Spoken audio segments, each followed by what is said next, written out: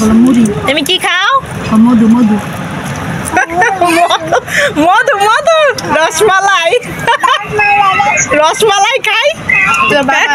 সিয়াম কিন্তু মাশাআল্লাহ আমার সঙ্গে অনেক দুষ্টুমি করে। সে আমার সঙ্গে প্রতিদিনই এসে অনেক দুষ্টুমি করে। আসসালামু আলাইকুম, সবাই কেমন আছেন? আশা করি ভালো আছেন। আর এই যে রমজান মাস চলে গেছে, কিন্তু তারপরেও যেন মন চাইতেছে ইফতারি করার জন্য, তাই দেরি না করে ইফতারির জন্য আয়োজন করে ফেলেছি।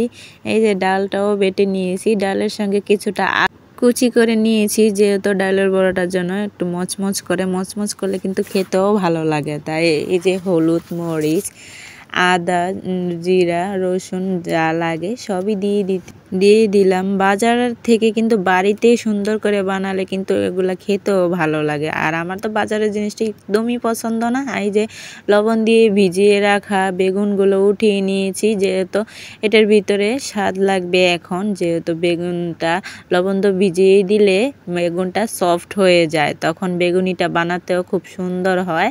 তার জন্য বেগুনটা তুলে নিলাম।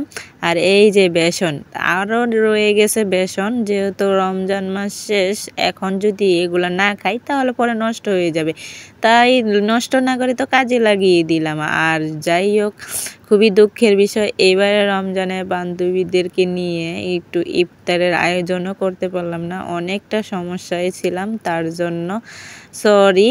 আর এই যে রান্নার জন্য আয়োজন করেই নিলাম। এখন বেগুনিটা যখন দিয়ে দিয়েছি, যখন ফুলে উঠে, তখন আমার কাছে খুবই ভালো লাগতেছে। রান্না করতে কিন্তু খুবই ভালো লাগে যখন রান্নাটা খুব সুন্দর হয়। মাশাআল্লাহ, আমার বেগুনিগুলো খুবই সুন্দর হয়েছে, লুচির মতন ফুলে উঠেছে আর অনেক অনেক সুন্দর হয়েছে। আর রান্না করতে করতে এই যে বেগুন ভাজা শেষই হয়ে গেছে প্রায়। আর এই যে ভাজতে ভাজতে আমি কিন্তু এদিক দিয়ে একটু দেরি করিনি, যে বেগুনি তো আমার একটা খেতেই হবে, যেহেতু রান্না করেছি, লোভ আর সামলাতে পারি না। আমি তো আর আজকে রোজা নাই যে খেতে পারবো না, তার জন্য খেয়ে নিলাম। আর এই যে খেতে খেতে কিন্তু প্রায় বেগুনি শেষ হয়ে গেছে, বান্ধবীরা মিলে আগে খেয়ে নিয়েছি। আর আমরা বান্ধবীরা যখন এক হই খুবই ভালো লাগে, আর সবাই মিলে যখন একসঙ্গে খাওয়া দাওয়া করি তখন তো আরও ভালো লাগে।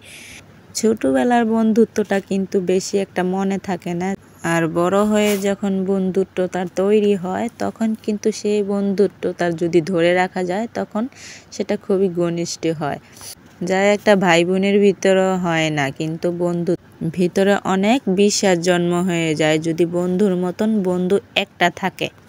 আর আমার ছোট থেকে একটা অভ্যাস, আমি সহজে কারোর সাথে মিশতে পারি না, মিশতেও অনেক সময় লাগে। আর মিশতে মিশতে যেহেতু আমি একটা মনের মতন বন্ধু পেয়ে গেছি, আলহামদুলিল্লাহ। আর সবাই মিলে এই যে খেয়ে নিলাম, খুব মজা করে খাইলাম। আর এদিক দিয়ে সিয়াম বাবা আমার সঙ্গে অনেক দুষ্টুমি করছে। বলো মুড়ি। তুমি কি খাও? মধু মধু মধু মধু রসমালাই রসমালাই খাই। ফার্স্টেই কিন্তু দেখে নিয়েছিলেন যে সিয়ামের দুষ্টুমিটা, আর খুবই মজা করে সবাই খাইলাম। আজকের মতো ভিডিওটা এই পর্যন্ত। সবাই সুস্থ থাকবেন, ভালো থাকবেন এই কামনাই করি। আর আমাদের সবার জন্য দোয়া করবেন, আপনাদের জন্য দোয়া রইল। সবাই ভালো থাকবেন এই কামনাই করি। আল্লাহ হাফেজ।